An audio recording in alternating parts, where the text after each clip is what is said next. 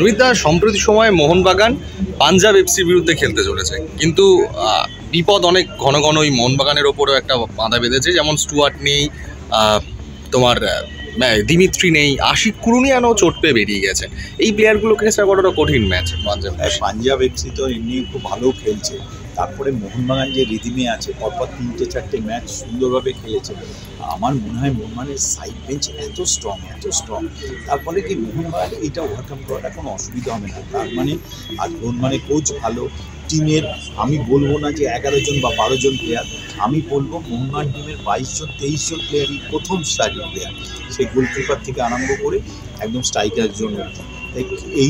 এই টুর্নামেন্টে এই যে 22টা ম্যাচে সব কোচই জানে কিছু টাইম খেলা হবে, কিছু টাইম খেলা হবে না। তাই এই মানে কোনো প্লেয়ার চোট পাবে, সেকেন্ড হাফে 10 মিনিট ওভার চোট পাবে, এটা একটা ক্যালকুলেশনের মধ্যে থাকে।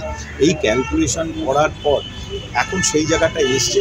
তাই আমার মনে হয় না মোহনবাগানের সেরকম কিছু বের হবে, এবং মোহনবাগান যে পজিশন আছে, যে রিদিমে আছে, যে টাইপের ফুটবল খেলছে, তাহলে মোহনবাগানের খুব একটা অসুবিধা হবে। বেঙ্গালুরু ম্যাচের পরে আমরা দেখলাম এফসি গোয়ার কাছে 2টো ম্যাচে পরাজিত হতে হলো ধাক্কা। তার এই ধাক্কা সামলে আবার পাঞ্জাব ম্যাচটা কিভাবে তুমি বিশ্লেষণ করছো? বা 2টো ধাক্কা খেলো পাঞ্জাব এফসি টিমটা ভালো টিম, কিন্তু মোহনবাগান যে স্ট্যান্ডার্ডের টিম, স্ট্রাইকিং জোনকে তুমি ভাবো 7টা এক সারির প্লেয়ার আছে।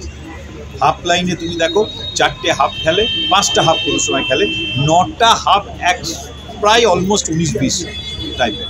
গোলকিপার স্পেশালি, আমি যেহেতু গোলকিপার ছিলাম, আমি বলবো মোহনবাগানের গোলকিপার ইন্ডিয়ার এক নম্বর গোলকিপার, অসাধারণ ফুটবল খেলছে বিষয়।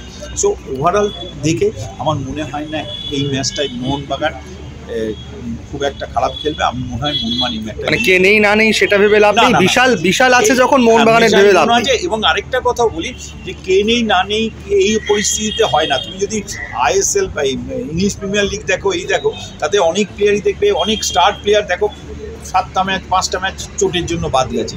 তার জন্য টিমের কোনো বিরাট পার্থক্য হয় না। এই কারণেই পার্থক্য হয় না, এই ক্যালকুলেশনটা থাকে যে ও না থাকলে রিপ্লেসকে, ও না থাকলে তার রিপ্লেসকে, এই একটা ক্যালকুলেশন। এইসব যারা টিম চ্যাম্পিয়ন হতে যায় তাদের একটা ক্যালকুলেশন থাকে, সেই ক্যালকুলেশন অনুযায়ী মোহনবাগান খেলবে, মোহনবাগানে তাতে কোনো অসুবিধা হওয়া উচিত।